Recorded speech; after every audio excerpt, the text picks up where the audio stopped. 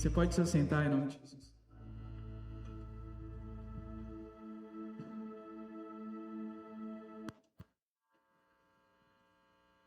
Glória a Deus. Boa noite. Graça e a paz do Senhor Jesus. Amém? Glória a Deus.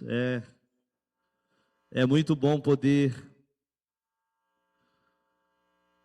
contemplar a beleza do nosso Pai junto com os nossos irmãos.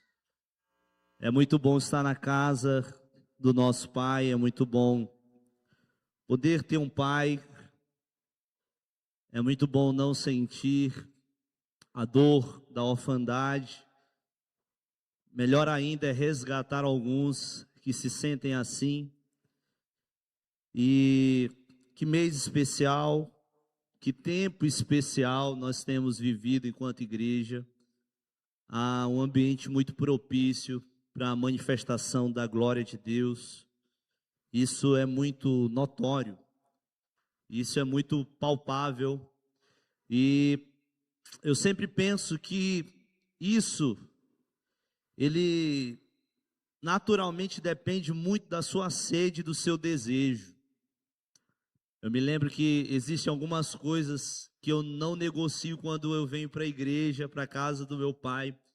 E uma delas é sempre querer ouvir a voz do meu pai. É sempre estar atento nos detalhes daquilo que Deus vai falar, seja através das canções, seja através da palavra, seja através de uma oração, seja através de um abraço, independente de quem esteja ministrando, pregando. Eu sempre venho com um desejo ardente no meu coração de ouvir a voz do meu Pai. E essa noite pode ser uma noite comum, e essa noite também pode ser uma noite marcante na sua vida. Ela pode ser mais uma terça-feira, como ela pode ser a terça-feira. Ela pode ser mais uma vez um lembrete de que você está revendo o seu amigo, revendo a sua célula, você está sentado no seu lugar preferido da igreja, ou pode ser uma noite diferente. E isso vai muito da expectativa que é gerada. Isso vai muito do desejo, da fome que você demonstra, que eu e você vamos demonstrar. Eu estou com muita fome, muita sede de ouvir a voz do meu Pai. E eu penso que esse também é um desejo seu. Amém? Você está com muita fome, muito desejo de ouvir a voz do seu Pai. Eu quero que você, sentado onde você está, você feche seus olhos e coloque a mão no seu coração.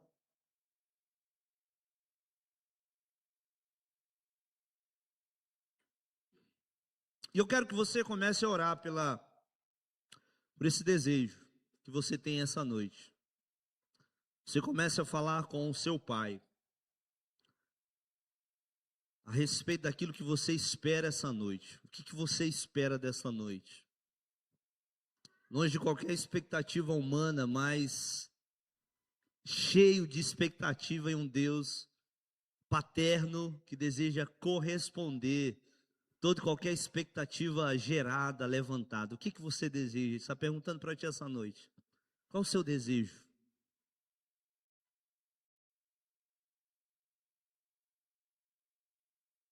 Meu Pai, nosso desejo é te ouvir mais uma vez. Nosso desejo é ser tocado pelo Senhor mais uma vez.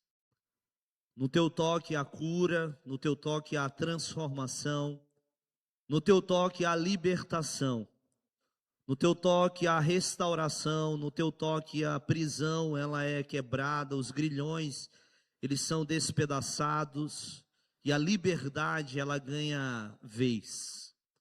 Nós desejamos isso essa noite, meu Pai. Nos dê isso essa noite, em nome de Jesus. Amém. Glória a Deus. Nós somos inseridos em uma série de mensagens, um dos temas que eu diria mais importante para a vida da igreja, e eu diria para a vida do bairro, da cidade, de toda uma nação: paternidade.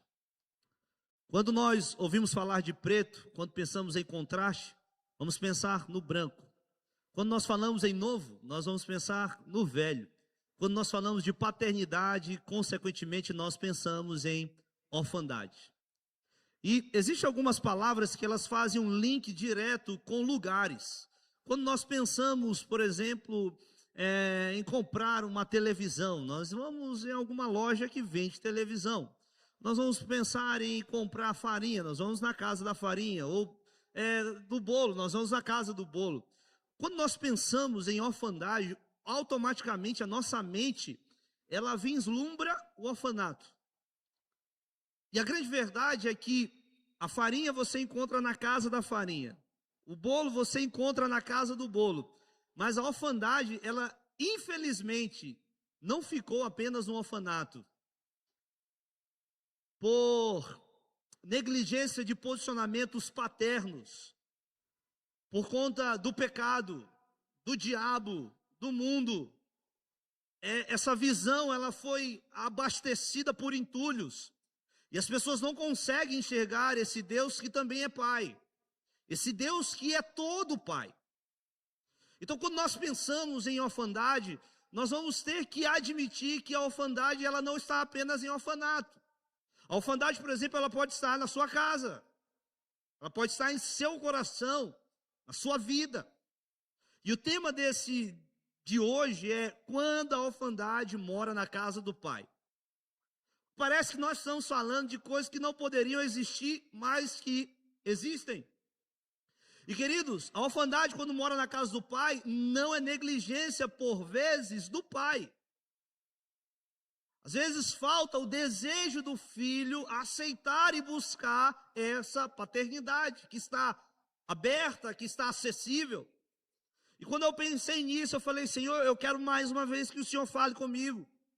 E eu falei assim abertamente para Deus, nada contra, porque as Escrituras são as Sagradas Escrituras. Quando nós pensamos em orfandade, a orfandade mora na casa do Pai, automaticamente nós pensamos lá na tríade das parábolas de Lucas capítulo 15, quando nós falamos do filho pródigo, mas existe um filho que fica, e esse filho não desfruta da paternidade, porque ele passa o tempo inteiro se comparando e mostrando a sua orfandade cada vez mais, que se compara, cheio de complexos de inferioridade, não consegue celebrar a vida do outro, não consegue celebrar a vitória do outro, e isso são características de pessoas que são órfãos. E eu poderia essa noite claramente falar sobre isso, mas Deus, Ele me deu um outro texto, e eu queria que você navegasse comigo essa noite. Eu tenho certeza e convicção de que Deus ele vai falar muito ao seu coração, como Ele falou comigo.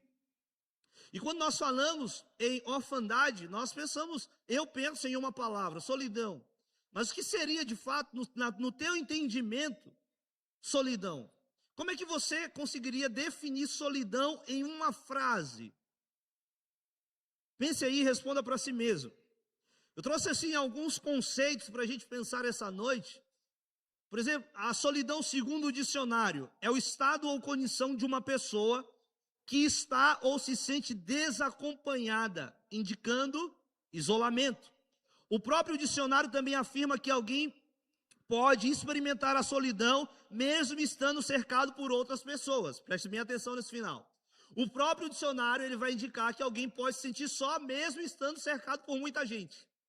A psicologia ela define a solidão como uma resposta emocional marcada pela desconexão, pelo isolamento e pela ausência de relacionamentos saudáveis, satisfatórios. Ela não depende do fato de alguém estar fisicamente sozinho, pois é possível sentir-se profundamente solitário em meio a uma multidão. Ou seja, o dicionário e a psicologia vão falar a mesma coisa, praticamente a mesma coisa de solidão. Nós podemos sentir solitários mesmo estando cercados por muita gente. E quando eu penso nisso, quando eu penso em gente, o que vem na minha cabeça é a igreja. Quando eu penso em pessoas, em número de pessoas, o que vem na minha cabeça é a célula, é os nossos relacionamentos. E o que a psicologia e o dicionário, no conceito geral, vão falar a respeito de solidão, é basicamente a mesma coisa. Você pode sentir só mesmo estando cercado por muita gente. E queridos, infelizmente, esse é o sentimento de muitas pessoas. Por isso hoje nós vivemos, ou estamos em uma geração que oscila, uma geração bipolar, uma geração que uma hora está feliz, outra está alegre, uma hora ela quer, uma hora ela não quer, uma geração ansiosa, angustiada, que quer, a geração do fast food, inclusive, é aquilo que vai acontecer no mês da juventude, fantástico a nossa série, o vídeo, tudo que aconteceu, né? Um parênteses assim, a propaganda aí para o Mano Açaí. Estou fazendo isso para ver se eu ganho um hambúrguer no arroba, né? Vamos ver se dá certo. Mas o que eu quero dizer, para ganhar. Mas o que eu quero dizer, queridos, é que essa solidão, ela pode morar na casa do Pai, porque na casa do Pai nós somos cercados por quê? Por gente. Queridos, nós estamos aqui, com certeza, no maior número de 200 pessoas. Nós estamos sábados cercados por no mínimo uns 10, 7, 15 pessoas, né? Células que estão prestes a multiplicar aí, batendo quase a casa dos 20. Nós estamos cercados por todo o tempo, cheio de gente. A gente entra no ônibus, é gente, né? De manhã cedo, os horários de pico. Você vai às praças, está cheio de gente. Nós estamos cercados por muita gente. Então a solidão, ela se torna um conceito, às vezes, incoerente da psicologia, porque nós estamos cercados por muita gente. E quando eu penso no conceito da psicologia e do dicionário, eu vou mais uma vez defender aquilo que eu estudei, a teologia, a mãe de todas as ciências. Coloca de joelho o dicionário, coloca de joelho a psicologia, porque o nosso Deus, Ele não fez ninguém para andar só. Deus não quer que ninguém esteja só. Tanto que a palavra do Senhor vai dizer em Gênesis, não é bom. Exatamente essa expressão em Gênesis, não é bom que o homem esteja só. E aí vou criar uma auxiliadora. E queridos, a palavra auxiliadora, Eva, no original significa aquela que resgata o homem da solidão. O hebraico significa aquela que vai resgatar e vai tirar o homem desse campo solitário. Então, o nosso Deus, Ele é um Deus que nos criou para estar em família. Ele é um Deus que nos criou para nos fazer pertencer a uma família. E toda uma família tem um pai. E graças a Deus que o nome do nosso pai é Deus. Então, quando nós pensarmos nisso, nós precisamos entender o seguinte: estar em grupos, estar em uma casa, estar cercado por muita gente, não quer dizer que você não seja órfão. Inclusive, eu estive pensando no seguinte: o meu filho, ele não pode dizer que ele é órfão. E queridos, Salomão não pode dizer que é órfão porque eu sou o pai dele. Porque a minha paternidade não é suficiente para resgatar o meu filho de uma orfandade que é muito mais profunda do que os meus olhos podem ver. Entenda uma coisa, e isso é uma compreensão que Deus me deu. Eu sou o pai de Salomão e o meu dever é apresentar o Pai eterno a Salomão. Quando eu apresento ao meu filho o Pai eterno, aí sim eu posso dizer que o meu filho não é órfão. Porque por mais que eu seja um bom pai, me esforço para ser um bom pai, eu oro com meu filho todos os dias, leio a Bíblia com meu filho todos os dias, eu coloco ele para orar de maneira proposital, antes das refeições, todos os dias. Ele ora de manhã, ele ora no almoço, ele ora no jantar, e chega assim na sexta-feira, ele já fez assim umas 16 orações, as mesmas orações, ele fala assim: e pai, só eu que oro nessa casa? Eu posso falhar claramente se eu não fazer da minha paternidade um apontamento para o Deus, que é Pai eterno.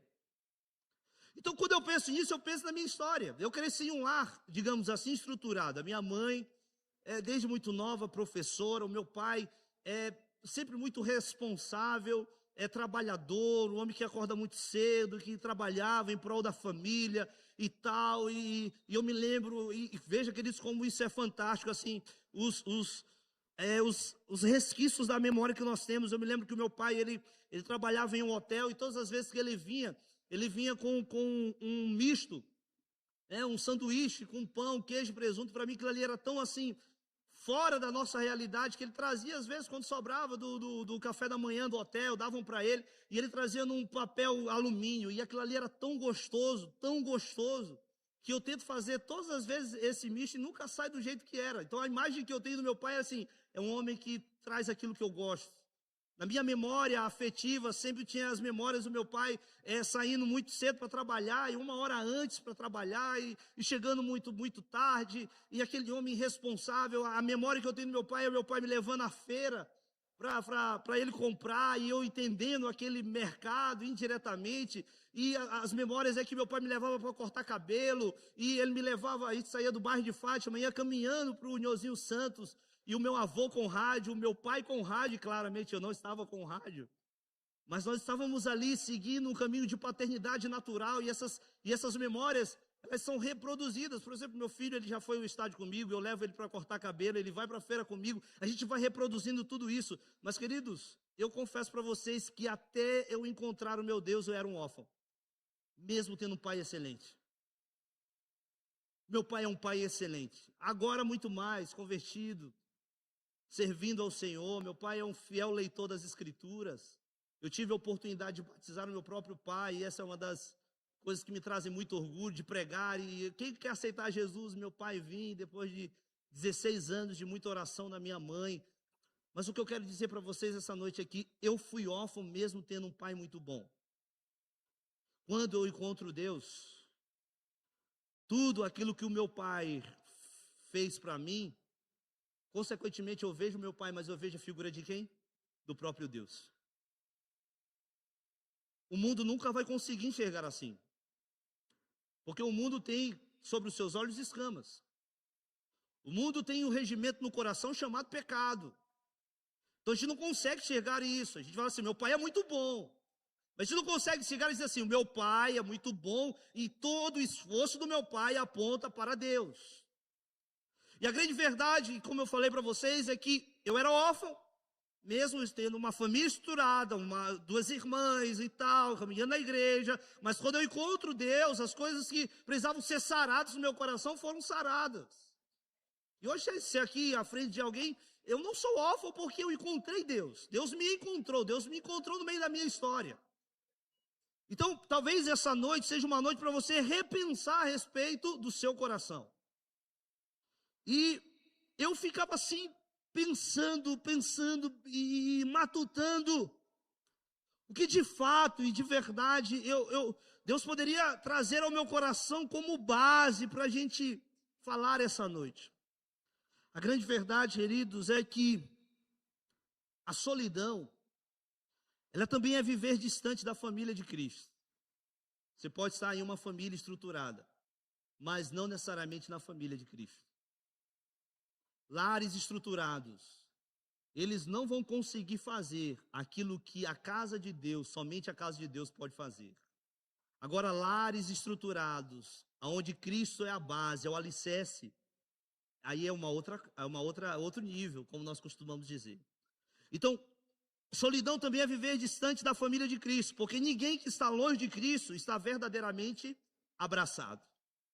E ninguém que vive desconectado da igreja experimenta plenamente o abraço que Deus preparou para os seus filhos. Eu acredito muito nisso. Em resumo, pense bem comigo. A orfandade, ela produz solidão em todos os aspectos. A solidão que você escolheu porque você está se retirando do meio das pessoas, e a solidão que não permite que ninguém chegue perto de você. Porque o solitário, ele não é uma via apenas de uma mão, ele se isola e não quer que ninguém chegue perto. Então, a orfandade, ela produz solidão, e uma solidão moral.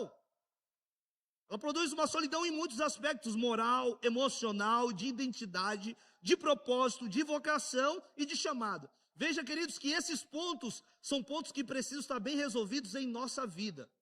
E sabe o que eu vejo? É que muita gente não é resolvida nesses pontos. Tem gente que vive em colapso emocional. Parece que está vagando em alta e baixa voltagem todo o tempo. Não consegue ter um equilíbrio em suas emoções. E isso é só um sinal de orfandade. Tem pessoas que, por exemplo, não sabem quem são, não sabem da sua identidade. E por mais que a gente diga no início do culto e revele as escrituras, olha, você é filho de Deus, somos filhos de Deus, as pessoas não conseguem entender a graça, a profundidade e o maior título que nós poderíamos receber sendo filhos de Deus. Pessoas que estão em difusão de identidade o tempo inteiro, de propósito, não sabe para onde vai, uma hora quer uma coisa, outra hora quer outra, ela quer ser isso, no serviço ela quer ser isso, na igreja ela quer ser isso, na família ela quer ser isso, ela quer morar nisso, ela quer fazer isso, ela não consegue ter um propósito, vocação nem se fale, e chamado parece que é uma palavra que nem combina com a pessoa. Orfandade ela produz tudo isso. Mas a paternidade, e esse é o lado bom, é a graça, é a bondade do nosso Deus, é o poder de Deus, mas a paternidade de Deus muda absolutamente tudo. Tudo que é confuso, tudo que é embaraço, a paternidade de Deus coloca tudo em seu devido lugar. Quando temos um encontro verdadeiro com Cristo, nossa identidade ela é restaurada. Nossa moral ela é transformada, nossa vocação é despertada e o nosso chamado se torna muito claro. Por exemplo, eu sei qual é o meu chamado, está muito claro desde o dia que eu encontrei Deus. Mas tem pessoas que buscam o seu chamado e não sabem qual são o seu chamado. E eu falo para vocês, queridos, uma das coisas que o nosso Pai quer revelar é o seu chamado. Me lembro exatamente quando Deus revelou o meu chamado. E esse chamado de Deus, a paternidade de Deus, ela se revela em todo tempo, em qualquer lugar, em qualquer circunstância. Você precisa estar atento. E é justamente isso que eu quero pensar com você nessa noite. Eu quero que você abra a palavra de Deus em João capítulo 8, versículo 31 ao 42.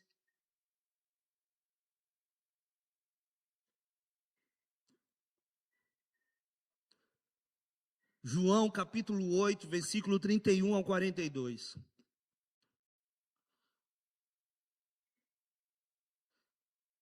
Veja o que diz a palavra do nosso bom Deus. A palavra de Deus diz assim, versículo 31, João capítulo 8, versículo 31, a partir do 31. A palavra de Deus diz assim: disse Jesus aos judeus que haviam crido nele: se vocês permanecerem firmes na minha palavra, verdadeiramente serão meus discípulos. E conhecerão a verdade, e a verdade os libertará. E eles responderam, os judeus responderam: somos descendentes de Abraão e nunca fomos escravos de ninguém. Como você pode dizer que seremos livres? Jesus respondeu: digo-lhes a verdade, todo aquele que vive pecando é escravo do pecado.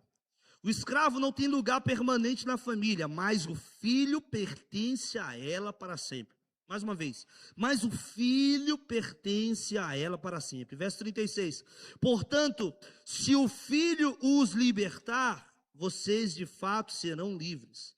E eu sei que vocês são descendentes de Abraão, contudo, estão procurando matar-me, porque em vocês não há lugar para a minha palavra. Eu lhes estou dizendo o que eu vi na presença do Pai, e vocês fazem o que ouviram o pai de vocês. Abraão é o nosso pai, respondeu eles. Disse-lhe Jesus: se vocês fossem filhos de Abraão, fariam as obras que Abraão fez. Mas vocês estão procurando matar-me, sendo que eu lhes falei a verdade que ouvi de Deus. Abraão não agiu assim. Vocês estão fazendo as obras do pai de vocês. Eles protestaram: nós não somos filhos ilegítimos. O único pai que temos é Deus. Disse-lhe Jesus: se Deus fosse o pai de vocês, vocês me amariam, pois eu vim de Deus e agora estou aqui. Eu não vim por mim mesmo, mas Ele me enviou. Glória a Deus. Então, quando eu pensei em falar sobre quando a orfandade mora na casa do Pai, Deus ele me mostrou claramente esse texto. E antes da gente mergulhar no capítulo 8 de João, nós precisamos falar que essa história ela começa lá no capítulo de número 6. Jesus ele faz um milagre notório, ele multiplica os pães. Jesus provoca a atenção de toda uma província, ele começa a ganhar popularidade, ele tem ali o segmento dos 12, mas não apenas os 12, mas agora ele tem uma multidão que o cercava. Jesus começa de maneira assim, parece que desenfreada, fazer muitos milagres, muitos sinais, muitas maravilhas. Jesus anda sobre as águas. Jesus, ele tem a afirmativa de que ele é o pão da vida. No capítulo de número 6, lá no final, Jesus ele traz uma declaração muito profunda para aquela multidão e para os seus discípulos, porque ele sabia, no meio da multidão, nem todos são filhos. Temos 200 e poucas pessoas aqui, todos são filhos de Deus? Todos têm a convicção de que realmente são filhos de Deus? Ou no seu coração arde digamos assim, um orgulho ou um resquício de religiosidade ao ponto de você falar, eu sou filho de Deus? O fato de estarmos aqui não necessariamente nos dá o direito de sermos filhos de Deus. Então, quando nós pensamos nisso, Jesus já tinha pensado muito antes, porque ele vai refutar uma geração que estava interessada nele, naquilo que ele poderia fazer, não necessariamente em quem ele era. Uma multidão que parecia um sanguessuga, tem milagre, estou aqui. É igual dia de São Cosme e Damião, está dando bombom na casa de João, está dando bombom na casa de Maria, aí é fila, neguinho com sacola, e vai para cima, vai para baixo, e pega não sei o quê. Essa multidão parecia assim, uma multidão que seguia Jesus de maneira, eu quero doce. Cadê Jesus? Tem doce? Jesus, tem doce aqui, tem sorvete, tem bombom, tem barra de chocolate, eu estou aqui, Jesus. O Senhor vai multiplicar os pães, eu estou aqui. O Senhor vai andar sobre as águas, eu também estou aqui. Aí quando Jesus falou assim, olha, agora acabou. É necessário que vocês comam na minha carne e bebam do meu sangue. Aí, que dureza ouvir isso. Que discurso pesado.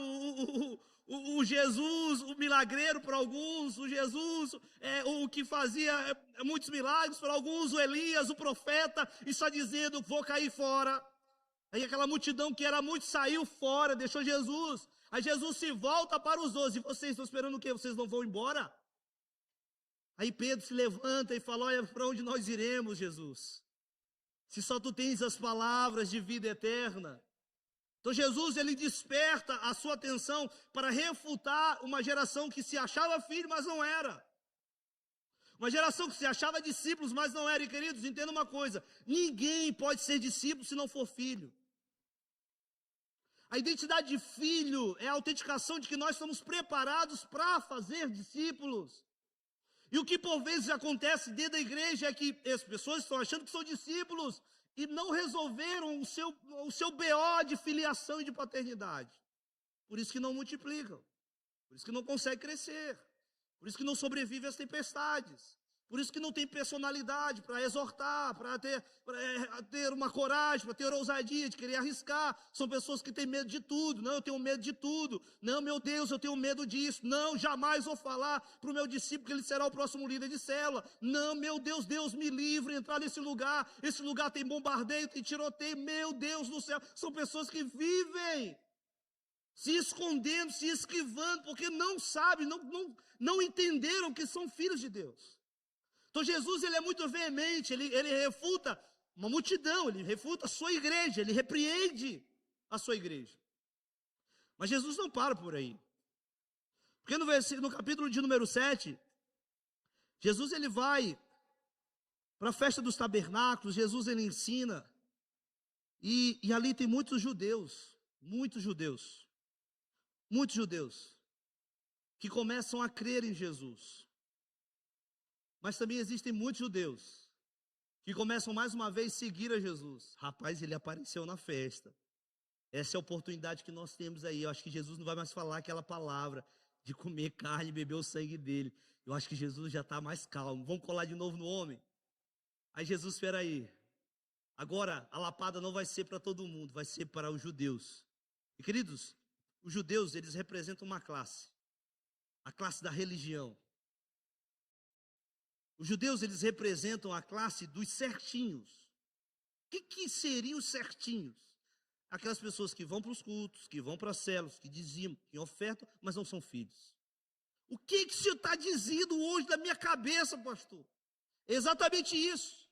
Que é possível fazer tudo isso e não ser filho de Deus. E os judeus, eles faziam tudo certo. Você vai chegar no jovem rico, o jovem rico vai dizer, eu faço tudo.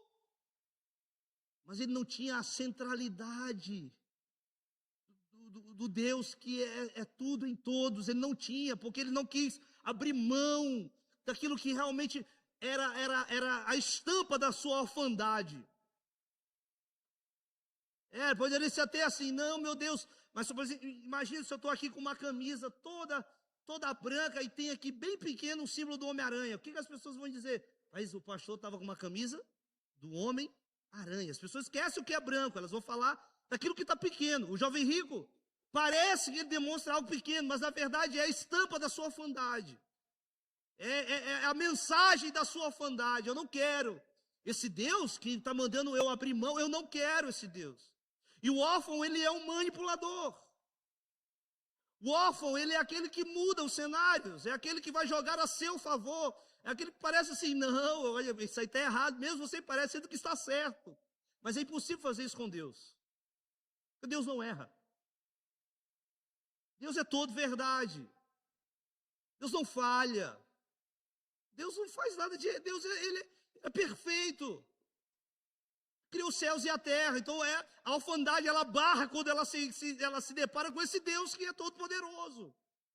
Que não precisa dizer assim, Deus não precisa dizer, Deus, tu és um bom pai.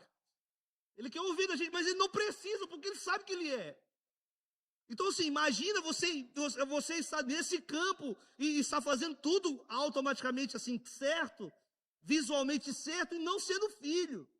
Jesus, ele volta a sua atenção para ele, e sabe o que acontece, queridos? Jesus, ele começa o seu discurso apresentando uma grande verdade que nós conhecemos. Eu queria dizer essa noite, queridos, que a orfandade, ela é uma prisão. A primeira coisa que você precisa entender é que a orfandade, ela é uma prisão. Quando nós pensamos em prisão, nós temos... Eu, por exemplo, tenho algumas coisas. Meu Deus, quando eu penso em prisão, eu penso na penitenciária de Pedrinhas, longe, distante, inacessível, aquele muro e aqueles guardas e aquele arame assim, e depois de lá ainda tem todo um corredor para que eu já estive lá e eu sei como é que é. Queridos, é um negócio pesado, é cela, é grade, é segurança máxima, tem os policiais, aí tem aqueles guardas e tem mais e tal, escoltas e escoltas e escoltas. Para a pessoa sair, ela está ferida e tem que ter todo um translado, viatura na frente, atrás e tal. Eu já estive, por exemplo, na penitenciária de Itapecuru, né? E aí eu me lembro que nesse dia eu fui ministrar lá e eu passei nos corredores daquela penitenciária e as grades com barras grossas e tal. E eu fico assim, quando eu penso em prisão, eu penso assim, é um lugar difícil de sair. Quando você pensar em prisão, você tem que pensar assim, a prisão é um lugar difícil de sair. Quando nós pensamos em orfandade, nós precisamos pensar assim, que é algo muito sério. Orfandade é uma prisão. E eu quero contar uma história aqui. Imagina só, uma mãe de 20 e poucos anos, nova, com uma filha de 5 anos. Quando nós pensamos nisso, vamos pensar assim, a mãe tem que cuidar da filha. Mas imagina só essa criança de 5 anos saindo nas ruas, e ela indo em todos os cantos que possivelmente a sua mãe estaria. Ela vai no bar, não encontra a mãe. Ela vai na casa da bomba, não encontra a mãe. Ela vai lá na Juvencio Filho, ela não encontra a mãe. Aí ela vai lá na outra rua, não encontra a mãe. Vai na quadra do Japão, não encontra a mãe. Vai na Brasília, não encontra a mãe. Uma criança de 5 anos. Aí ela vai na Boca de Fumo, não encontra a mãe. Aí, quando você se depara com essa história, o que você vai dizer assim? O que você pensa dessa história? E, queridos, isso não é uma história, isso é baseado em fatos reais. Isso é o reflexo de uma geração que é órfã e que teve filho, que só colocou um filho no mundo. E se nós que temos essa paternidade muito clara, não interromper esse ciclo, essa menina vai fazer o quê? O mesmo com os seus filhos. Isso é uma história de fatos reais, me contaram, isso aconteceu na Liberdade essa semana. Criança de 5 anos, da madrugada, indo nas bocas de fumo, em todos os lugares, atrás da sua mãe. Sua mãe estava não sei lá onde. Quando nós nos deparamos com isso, nós vamos dizer assim, a orfandade, ela é uma prisão, mas ela não é uma prisão na BR.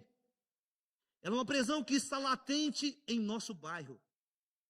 E sabe o que acontece quando isso vem à tona aos nossos corações? É que Deus ele tem urgência para que você resolva o problema da sua orfandade, para que você comece a se posicionar como pai.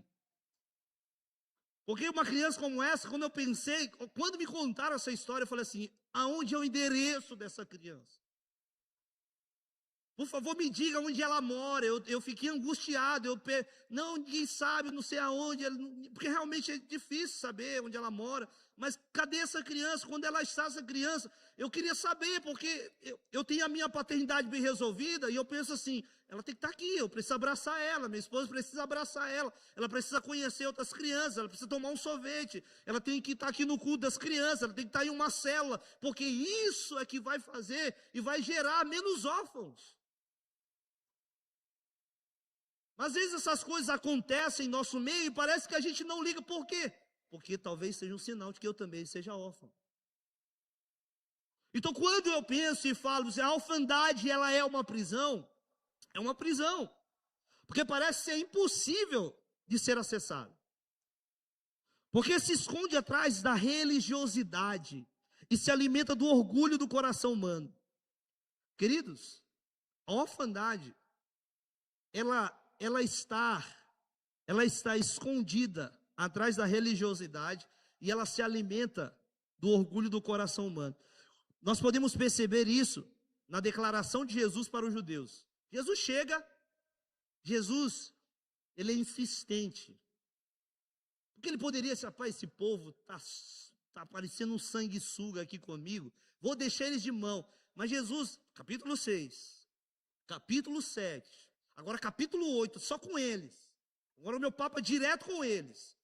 Eu quero saber, o que vocês vão querer de fato? Vocês estão me seguindo porque vocês querem ser livres? Mas o que Jesus vai falar, por exemplo, no versículo de número 33? Perdão, o que Jesus, ele faz uma das declarações mais conhecidas das Escrituras, no versículo 31. Conhecereis a verdade e a verdade vos libertará. Queridos, imagina Jesus falando isso para você. Ei, vocês precisam conhecer a verdade. E quando vocês conhecerem a verdade, vocês serão livres.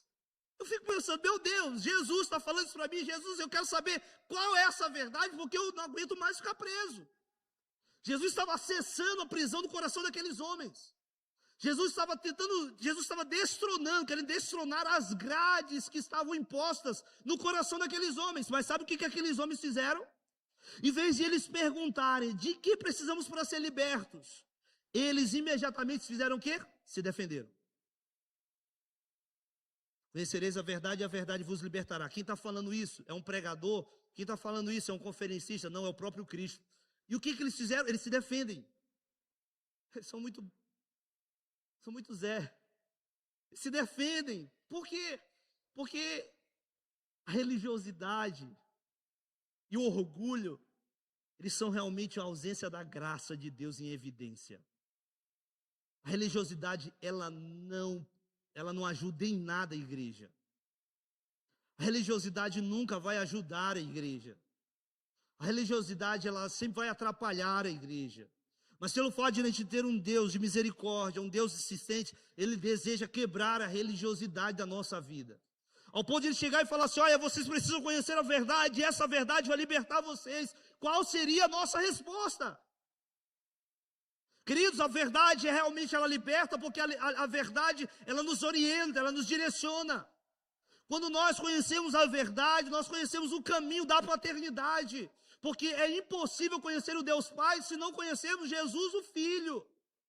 Então você e eu precisamos prestar bem atenção essa noite, porque talvez o Deus está fazendo a mesma pergunta para você. Você é alguém livre de verdade? Ou você é alguém que só veio para a igreja? Queridos, nós não precisamos mais de pessoas que venham à igreja, nós precisamos de pessoas livres. O reino conta com pessoas livres, talvez a instituição conta com multidão, mas o reino continua contando com filhos livres.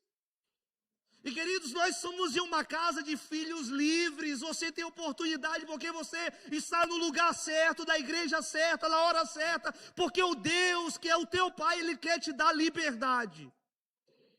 E essa é a noite para você ser verdadeiramente livre.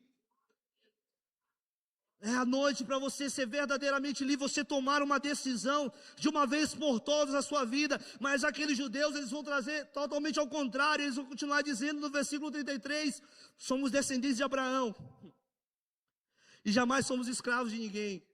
Queridos, Abraão é uma bandeira assim, triunfalista do judeu. Abraão é quase uma religião, ele está sendo usado aqui como uma defesa, coitado de Abraão. Eles estão dizendo, não, como é que você, Jesus, vai dizer que eu preciso ser livre se eu sou filho de Abraão? Eu não preciso ser livre, não. Eu não sou escravo de ninguém, não. Nós somos da descendência de Abraão. Olha, aí no versículo 39 eles vão continuar dizendo, veja, queridos, como o religioso, ele é insistente em suas defesas, porque o orgulho, quanto mais se tem orgulho, mais ele quer, mais ele deseja ser alimentado. O orgulho, queridos, tem uma música que fala, Senhor, quebra o meu orgulho. Porque orgulho, ele não se resolve com carinho. Tem que ser uma graça avassaladora para derrubar ele mesmo. Como foi Paulo? Paulo estava indo sanguinário atrás dos cristãos. A graça derrubou Paulo. Um homem orgulhoso, que não abaixava a cabeça para ninguém, o maioral, estudou com o melhor seminário teológico daquele tempo. Jesus colocou ele de joelho. Porque é assim que Jesus precisa tratar o orgulho do nosso coração. Nem sempre estaremos certos. A religião, ela ofusca isso, ela transpassa uma mensagem de mentiras. Porque nós somos descendentes de Abraão. Não somos filhos de ninguém, não precisamos ser escravos de ninguém. Aí no versículo 39, Abraão é o nosso pai, veja. E no final do versículo 41, eles fazem uma afirmação ainda mais forte. Nós não somos filhos ilegítimos, Jesus. Larga de ser chato, Jesus. Em outras palavras, estavam dizendo, Jesus, nós não somos filhos ilegítimos. Nós temos um pai que é Deus. Veja, que engano. Como a religião, ela consegue distorcer a imagem do Deus invisível. Como a religião, ela consegue trazer cegueira aos nossos olhos. E queridos, se nós não vigiarmos essa religião, ela toma de conta da nossa vida. Ao ponto de nós trazermos talvez a mesma afirmação e de fato de verdade nós não sermos. A religião é uma praga. Perceba, queridos, o que está acontecendo diante da palavra de Jesus. Eles tinham oportunidade de reconhecer sua verdadeira condição e se render à verdade. Eles tinham, assim, a condição de sair daquela prisão de uma vez por todas, mas em vez de arrependimento, eles apresentam argumentos. O religioso é cheio de argumento. O religioso tem muitos argumentos. Não, isso é isso, tal. Em vez de eles se renderem ao Filho de Deus, eles se escondem atrás da sua tradição, da sua linhagem e do seu orgulho. É muito fácil para o religioso acionar alguns pontos. E é exatamente assim que a orfandade age. A orfandade, ela age assim. Ela prefere defender uma aparência de filiação do que admitir a necessidade de se tornar de fato um filho. Ela prefere defender a performance do que se render de joelhos e declarar, eu preciso ser filho, porque eu não aguento mais. Queridos, não há nada que atrai Jesus, não há nada que atraia a presença de Jesus do que um coração quebrantado e contrito. Um coração quebrantado e contrito, ele não é apenas um sacrifício que agrada a Jesus, assim, como Davi vai falar no Salmo 51, versículo 17, mas ele agrada a Jesus porque ele deixou de ser orgulhoso. E queridos, Deus, ele se opõe a apenas um tipo de pessoa em toda a Bíblia. Você pode ser carpinteiro, marceneiro, pode ser pintor, pode ser não sei o quê, não sei mais o quê, pode ter feito isso, aquilo, outro. Você só não pode ficar na condição de orgulhoso. Deus resiste aos orgulhosos, mas Ele dá a filiação de filhos àqueles que se humilham. Ele concede graça àqueles que se humilham. A decisão de se manter de pé e de orgulho é nossa. E Jesus está batendo em nossos joelhos. Que Ele nos ama. Poderia nos deixar de pé, mas Ele nos ama. Jesus está nos dobrando de joelho, mas a gente não prefere vir aqui. A gente não prefere, não, para eu manter a minha performance, o que as pessoas vão pensar? O que as pessoas podem imaginar? O órfão, ele sempre está pensando no que as pessoas vão pensar a respeito dele. Meu Deus, o que as pessoas vão falar? Eu sou um líder de célula, eu sou isso, eu sou aquilo. Não, meu pai é alguém importante na igreja. A minha família é isso e aquilo outro. O que as pessoas vão dizer? O órfão está sempre procurando a aprovação do outro, esquecendo do principal relacionamento com os céus e com Deus, que traz a certeza de que nós podemos ser chamados filhos. Mas nós estamos assim, parecendo com os judeus. E olha, talvez você tenha chegado essa noite com o mesmo sistema de defesa daqueles homens, dos judeus, uma religiosidade sustentada pelo orgulho. Talvez você diga, eu nasci na igreja, meu pai é líder, minha família é cristã, eu já sou muitos anos no evangelho, eu já tenho muitos anos de estrutura. Eu sirvo em um ministério, eu sou líder de ministério, eu sou fiel nos cultos, eu não falto uma célula. Olha, eu estou dizimando, eu estou ofertando, eu ajudo todo mundo. Mas deixe-te fazer uma pergunta: em quem você tem colocado a sua segurança? Naquilo que você faz ou na sua filiação? Porque entenda, queridos, você pode perder a sua identidade física, o papel, mas você não vai deixar de ser filho do seu pai e da sua mãe. Eu posso, talvez, ficar, eu estou de férias, eu não sei mais o que, ele faz uma viagem, não, ele está um mês sem ir à célula, sem liderar diretamente a célula. Eu perdi a minha filiação de ser filho de Deus? Claro que não. Mas o orgulho e a religião diz assim, eu quero, eu desejo, eu quero, e se esconde atrás de uma performance. Deus não quer performance. O nosso Pai não quer performance. Ele não quer que sejamos performáticos. Ele quer curar aquilo do nosso coração que precisa ser curado. Ele quer libertar o nosso coração daquilo que precisa ser libertado. Nós não precisamos da aprovação de ninguém. Nós precisamos ser liberados na bênção da voz do nosso Pai. Olha, esse é o meu filho amado em quem eu me comprazo. Quando Deus falou isso para Jesus, o que Jesus tinha feito? O que Jesus tinha feito quando Deus fala isso para Jesus? Jesus não tinha multiplicado nada, Jesus já não tinha ido para a cruz, Jesus já não tinha... Não, ele foi batizado por João Batista, e a voz do seu pai diz assim, esse é o meu filho amado em quem eu amo, que tenho prazer. O prazer de Deus não está naquilo que nós produzimos, mas está no nosso entendimento de sermos filhos. Nós somos aceitos por Deus, queridos, se somos aceitos por Deus, eu sou contente, eu sou satisfeito, eu sou feliz.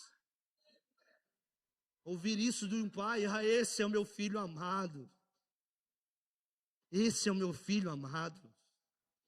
Cadê a multiplicação dos pães e peixes? Não vem a confirmação do amor, não vem na produção, vem na identidade. Talvez você esteja aqui essa noite, queridos, colocando a sua segurança naquilo que você produz. Eu não estou dizendo que Deus produz filhos improdutíveis, jamais. Jamais.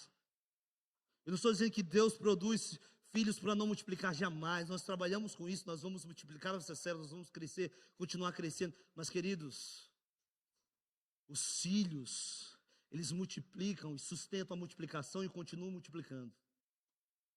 Aqueles que acham que são filhos, eles podem até dar relaços de multiplicação, mas não sustenta. Mas não vinga, não consegue. E Deus nos fez para quê? Para multiplicar. Para multiplicar, para produzir. Ele fez filhos multiplicadores. Mas entenda, qual foi exatamente o erro daqueles homens? Quando Jesus ofereceu liberdade, eles apresentaram o quê? O currículo.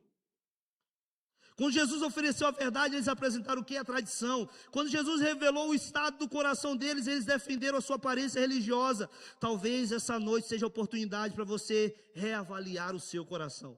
Jesus não quer currículo. E queridos, currículos são experiências passadas. Experiências passadas chama-se saudosismo. Não, porque eu estava lá no acampa. Vem para a tropa, passado. Deus tem algo novo para hoje. Foi bom demais. E o rapaz foi tremendo o acampa. Mas eu não posso chegar e levantar o troféu. Você viu o que aconteceu? Não, a conferência missionária é 12 e 13 de agosto. Vai ser uma bênção, mas dia 14 Deus quer me dar algo novo. Porque nós temos um pai que ele é todo criativo. Ele não está padronizado em nossa caixa. Não, porque há muitos anos atrás eu multipliquei não sei quantos. E hoje, a experiência de hoje, a voz de hoje, o choro de hoje, o quebrantamento de hoje, a rendição de hoje, a prostração de hoje. Deus é um Pai que quer agir hoje. Esses homens estavam aqui apresentando o currículo. Olha, eu sou filho de Abraão, olha, eu fiz isso, olha, eu fiz aquilo, olha, eu fiz isso, olha, eu fiz aquilo. Não, Jesus está falando, se verdadeiramente o Filho vos libertar, vocês serão livres. Jesus está perguntando hoje. Uma decisão. Então, queridos, talvez você esteja escondido atrás de um título, atrás da moralidade da sua família. Você é alguém que tem uma família moralmente correta. Talvez você esteja escondido atrás da frequência nos cultos, do seu serviço na igreja, de uma vida religiosa por fora. Parece saudável, mas que por dentro ainda não experimentou a verdadeira filiação. Porque nenhuma dessas coisas nos livra da orfandade. Como vimos no início dessa mensagem, a forma mais profunda da solidão é viver sem Cristo. É possível estar na casa do Pai e ser órfão. É possível estar na casa do Pai e não ter uma filiação bem resolvida. Jesus continua declarando a mesma verdade. Conhecereis a verdade, e a verdade vos libertará. E essa verdade não apenas nos liberta, ela também nos recebe na família de Deus. Em Cristo, os órfãos encontram um pai. Pecadores recebem a adoção e escravos se tornam filhos. Tudo isso. E sabe o que eu aprendo nesse segundo ponto e último? É que se a orfandade é uma prisão, a verdadeira liberdade nasce da paternidade. Se a orfandade é uma prisão, a verdadeira liberdade nasce na paternidade. Jesus inicia esse diálogo dizendo: conhecereis a verdade vos libertará. Mas adiante no versículo 36 ele declara: se pois o Filho vos libertar, verdadeiramente sereis livres. Perceba que liberdade não é produzida pela religião, pelo esforço humano ou por boa aparência espiritual. A verdadeira liberdade tem nome: Jesus Cristo. Ele veio para quebrar as correntes da escravidão do pecado e destruir a prisão da orfandade. Mas essa liberdade só é experimentada por aqueles que reconhecem sua real condição e se rendem completamente ao Filho. E por isso que a filiação coloca tudo em ordem. A filiação coloca tudo em ordem. Está tudo desorganizado. A filiação organiza tudo. Quando o Filho nos liberta, o Pai nos recebe. Não há um outro caminho. É impossível pegar um outro atalho. Se o Filho chamado Jesus Cristo nos liberta, o Pai nos recebe. Nossa identidade ela é restaurada, nosso propósito ele ganha sentido. Na nossa vida encontra o verdadeiro lugar. Talvez o maior desafio dessa noite não seja vencer o pecado que todos enxergam. Talvez o maior desafio essa noite não seja vencer o pecado que talvez algumas pessoas sabem que você comete, mas vencer o orgulho que ninguém percebe. Existem pecados que são latentes, são para fora mesmo, que talvez se evidenciam. Talvez você esteja essa noite e seja marcado por um tipo de pecado na sua história, na sua caminhada. Talvez ficou perceptível diante dos homens, diante de todos. Mas existe um pecado que ele não é aparente, mas que ele é uma base para toda a queda, o orgulho. Porque o orgulho está dizendo claramente, talvez não no sentido verbal, eu não preciso de Deus, mas o orgulhoso ele se porta como esse. Eu não preciso de um pai, porque eu já tenho Abraão como meu pai. Talvez essa noite o que você precisa vencer é isso. E queridos, não é vergonhoso vencer o orgulho. Vergonhoso é continuar orgulhoso. Não é vergonhoso admitir as fraquezas. Vergonhoso, talvez, é parecer que é forte. Não é vergonhoso dizer que não sabe de algo. Vergonhoso, talvez, é dizer que você sabe de tudo. Não é vergonhoso você segurar na mão de um irmão e falar assim: se você não me segurar, eu vou cair. Vergonhoso é não pedir ajuda. O órfão, ele se porta com orgulho, porque ele acha que ele sabe de tudo. Ele não depende de ninguém, de que ele é o dono do seu próprio nariz, mas a consciência pesa. O coração está ardendo, a mente está inquieta. No seu interior parece aquela panela de pressão borbulhando, prestes a explodir, mas o seu sorriso está disfarçando a imagem. Jesus, ele quer vencer. A partir do momento que a gente admite que precisamos ser vencidos por ele. Nós precisamos essa noite pensar aqui. Paulo, ele faz algo importante àquela igreja de Corinto. Uma igreja talentosa, uma igreja que parecia ser igreja, mas não era. Uma igreja dividida, alguns diziam que eram de Apolo, outros de Cefas, outros de tal, uma igreja partidária, uma igreja de órfãos. Uma igreja de órfãos. E aí Paulo vai chegar e vai dizer em uma das... na mesa, ele fala assim, olha, examine-se, pois, o homem a si mesmo. O que Paulo está fazendo é fazendo com que o homem olhe para ele, diante do espelho, e diga, eu sou assim, e só Deus, o meu Pai, consegue resolver aquilo que está no meu coração. Ninguém mais. É impossível, existem coisas que, queridos, jamais a medicina vai conseguir resolver, porque é com Deus, Pai. Existem outras coisas que a psicologia não vai conseguir resolver, porque é assunto de Deus, Pai. Existem muitas ciências que elas não vão conseguir responder, não vão conseguir resolver problemas do seu coração, porque é assunto do Deus, Pai. E uma delas se chama orfandade.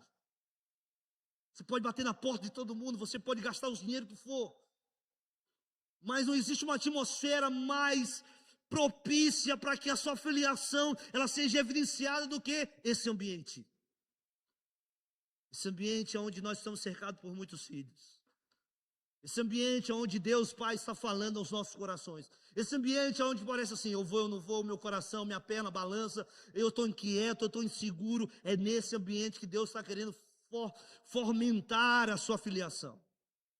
E sabe, Salomão ele escreve em Provérbios 4:23. Acima de tudo, guarde o teu coração, porque dele procedem as fontes de vida. Salomão sabia que o que mais interessa no homem é o seu coração. E a orfandade não é um problema de produção. A orfandade não é um problema das mãos. A orfandade não é um problema do rosto. A orfandade não é um problema das suas pernas. A orfandade é um problema do coração. Queridos, o órfão, ele não tem um coração guardado, por isso ele não consegue produzir vida. Ele não tem vida, ele não consegue ter fonte de vida, ele está automatizado. Eu vim para a igreja, estou no mesmo lugar, eu faço sempre a mesma coisa. Eu estou no ministério, não sei quantos anos, eu faço a mesma coisa. Não tem nada de novo, Deus não fala nada, Deus não se revela, mas Deus está querendo se revelar, porque Ele é um Deus que se revela. Deus é bom, Deus é misericordioso, mas a pessoa não consegue entender, enxergar a bondade, a misericórdia de Deus. Me seguirão todos os dias da minha vida. O órfão não consegue entender isso, porque ele está automatizado. Isso é automático. E não consegue perceber, o que parece assim, não, tem que acontecer desse jeito, tem que acontecer daquele outro, vai ser desse jeito. Quando a gente chega diante de Deus, nosso Pai, o que parece é que assim, Deus, a receita é essa, 2 ovos, uma massa de bolo e um fermento. Aí Deus fala assim, olha, nada disso, hoje vai ser isso. Mas parece que o órfão, ele quer ocupar um lugar que não é dele. Ele quer ser evidenciado, ele quer ser destacado, e nós precisamos perceber que os judeus, eles não apenas... Eles se defendem, mas eles levantam, eu sou filho de Abraão. Quem tu és, Jesus? Isso é refutado em todo tempo. Jesus é o maior exemplo de convencer a orfandade. Pode vir algo bom de Nazaré, Jesus continua caminhando. Esse aí expulsa o demônio em nome de Beelzebu, Jesus continua caminhando. O órfão, não, eles estão me chamando de Beelzebu, peraí, vamos, levanta a manga. Sou Beelzebu, e começa a porrada, porque o órfão ele acha que ele tem o direito de se defender. Peraí, estão criticando a minha Nazaré, vamos lá, vamos levantar os braços. Jesus continua peregrinando.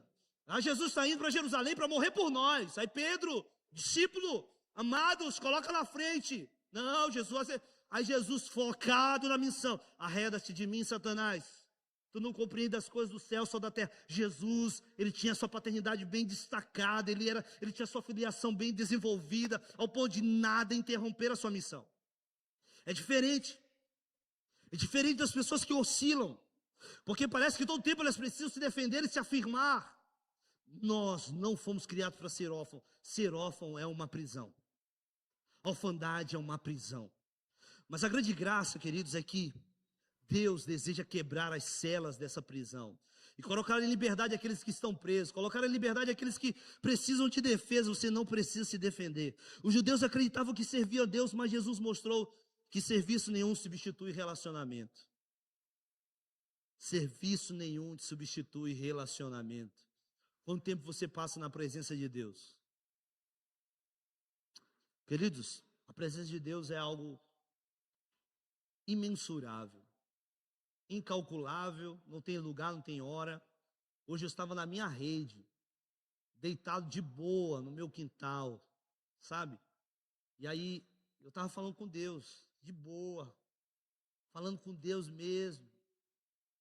Eu estava lá, relaxando, falando com Deus, sentindo a presença de Deus, e aí começa a vir orações, e começa a vir palavra, e você começa a chorar, e aí você começa a fluir, e aí você não precisa de um lugar, você não precisa de uma hora marcada. Qual foi a última vez que isso aconteceu na tua vida? Ou você continua automatizado? Sábado às 16h30 tem célula, terça às 19h30 tem culto, domingo, e parece que isso não é um prazer, parece assim, ó, lá vem a célula, não acredito, tem culto. O órfão está todo tempo assim, insatisfeito, porque o culto, ele não compreende que não é para ele, é para Deus o Pai. Está todo tempo insatisfeito, porque ele não consegue entender como é que você vai ter prazer nas coisas do seu Pai se você não é criado, você não fala, você não se relaciona, você não tem envolvimento, você não toca, você não é tocado por ele. Como é que você vai ter prazer? Não vai ter. Como? Queridos, por isso nós precisamos pensar nessa noite, e no convite continua sendo o mesmo. Deixe que o filho liberte para que o pai o receba como filho. Deixe. Porque não existe título maior do que esse, ser filho de Deus. E não existe privilégio maior do que nessa terra, de que todos sejam discípulos de Jesus.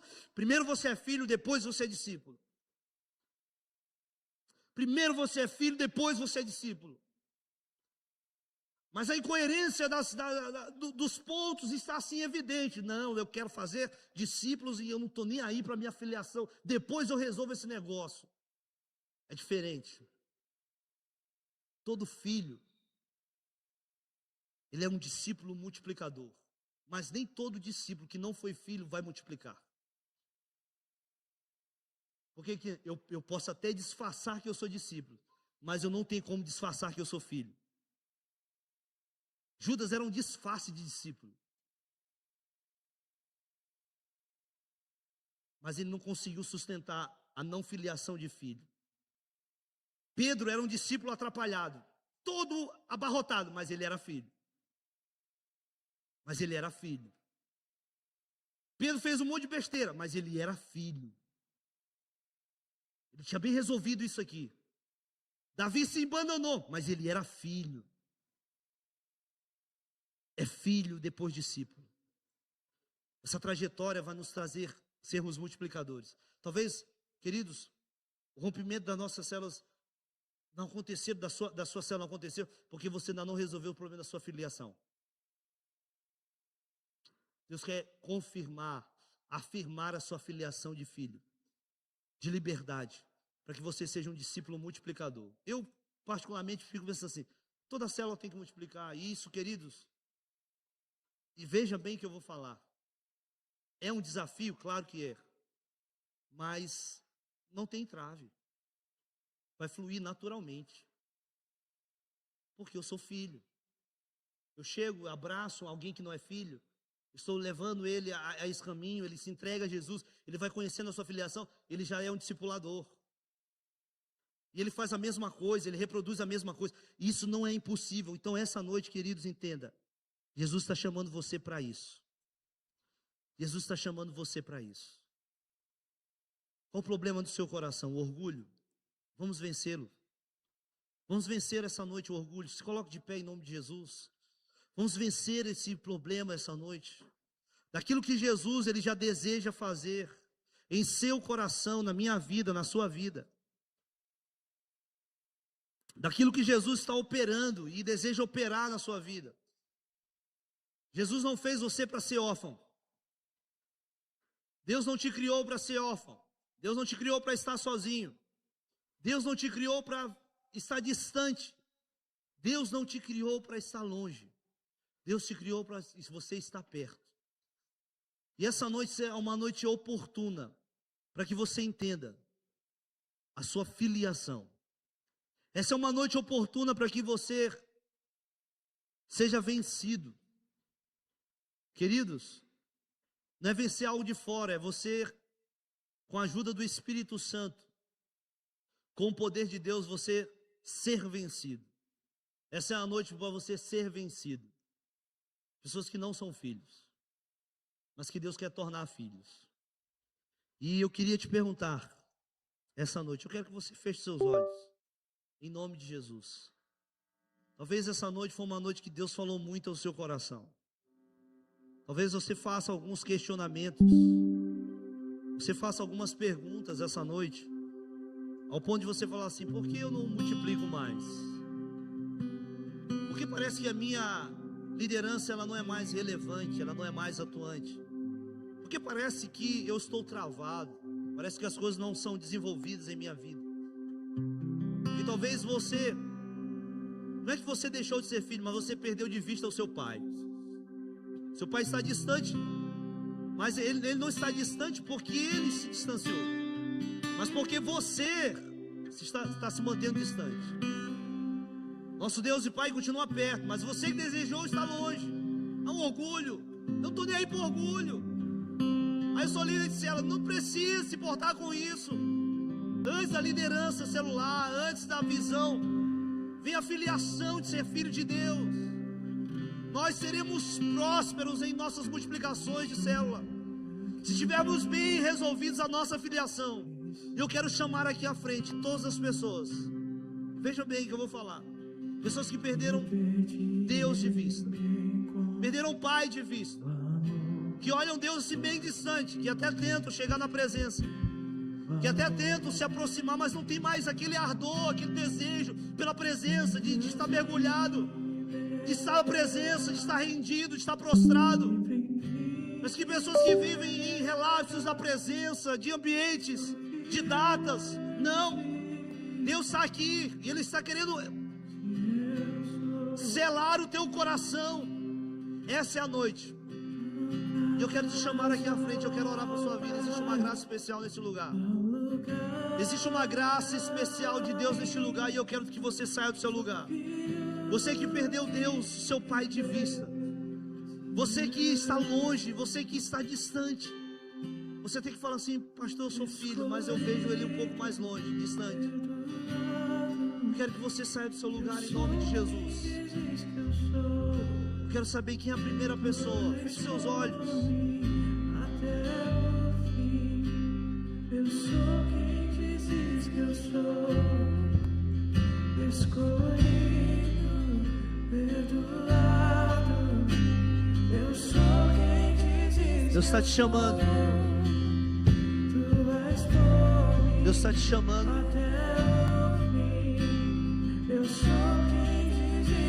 Deus Pai, quem Deus libertar, livre enfim será. Sou filho de Deus, sim eu sou. Em tua casa, ó Pai, há um lugar pra mim. Deus está te chamando. Sou filho de Deus Deus, está te chamando. sim eu sou. Afirmar em seu coração aquilo que jamais será afirmado por homem algum, jamais será afirmado por mulher alguma, mas o Deus Pai afirma em sua palavra. Talvez você vague para a direita e para a esquerda, sem rumo e sem direção. Talvez você produza e você fala assim: eu vejo o meu Pai distante. Hoje é uma noite para essa reaproximação. E queridos, eu estou insistindo porque eu sei que Deus está chamando você. Eu sei que Deus está chamando você como Deus chamou esse homem, como Deus está afirmando muitas coisas ao coração desse homem. E eu estou chamando você a vir à frente, porque eu sei que Deus ele quer derramar essa graça sobre a sua vida. Eu sei que você está resistindo. Eu sei que foi uma palavra que mexeu com o teu orgulho. Eu sei que foi uma palavra que talvez mexeu com o seu sistema de religiosidade. Mas Deus deseja quebrar isso essa noite. Você é um filho de Deus, mas um filho de Deus criado para estar perto.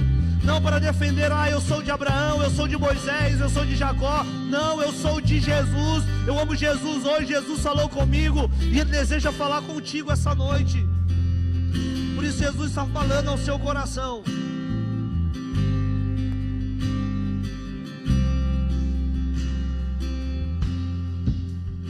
Os herdeiros e co-herdeiros com Cristo, e nós manteremos os nossos olhares em Ti. Deus, nós queremos ser saciados pela Tua presença. Queremos ser saciados, ó Deus, pela Tua imagem, pelo Teu toque, pela Tua palavra, pelas Tuas afirmações. Pai, nós não queremos, ó Pai, de maneira alguma, olhar para a nossa direita, olhar para a nossa esquerda. Nós não queremos buscar, Deus, em outra pessoa ou em outro lugar, aquilo que nós só encontramos no Senhor, que é o nosso Pai. Um Pai presente, um Pai de bondade, um Pai de misericórdia, um Pai que nos restaura, um Pai que nos ama, um Pai que quebra o nosso orgulho, um Pai que vence a nossa religiosidade. Nós manteremos os nossos olhares em Ti, Jesus, em Ti, nosso Deus. Sim, sim, nós manteremos o nosso olhar em Ti, em Ti, em Ti. Sim, sim. Nós manteremos o nosso olhar em Ti. Você pode dizer isso? Pode até passar, eu continuo olhando para Ti. Isso. Tudo pode até mudar, continuo olhando para Ti. Tudo pode até passar, eu continuo olhando para Ti, pois Tu és o Senhor.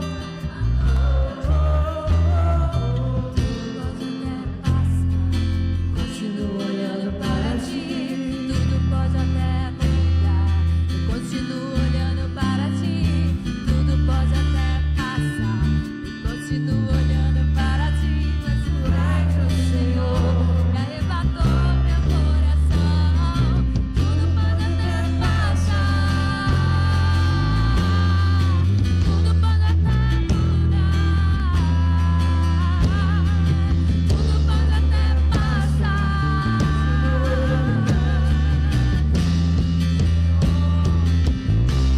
Os que olham para Ti estão radiantes, Senhor. Os que olham para Ti estão radiantes.